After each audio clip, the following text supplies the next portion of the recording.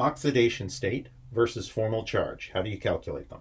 Well, for oxidation state, you need to know which elements are more electronegative. So oxygen's more electronegative than hydrogen.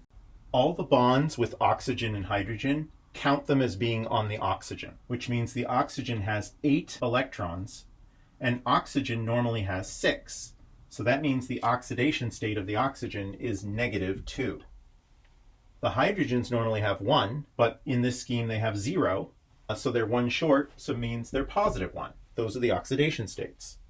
If you want to know the formal charge, you cut the bonds in half. You count like this. So this way the oxygen has 6, which is what it's supposed to have. So it has a formal charge of 0, and the hydrogen also has a formal charge of 0 because the hydrogen has its 1 electron.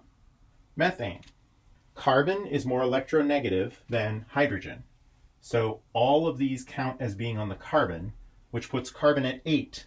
Carbon normally is 4, which means that the carbon's actually at -4 oxidation state. Each hydrogen is missing its 1, and so it's at +1 oxidation state. And then again, if you cut the bonds in half, the carbon is counted as having 4, which is its usual, so formal charge of 0, and the hydrogen gets its 1, which is as usual, so it has a formal charge of 0. Finally, carbon monoxide. Oxygen is more electronegative. So if you count like this, the oxygen has 8 and its oxidation state is -2. But if you cut the bonds in half, the oxygen has 5. It's supposed to have 6.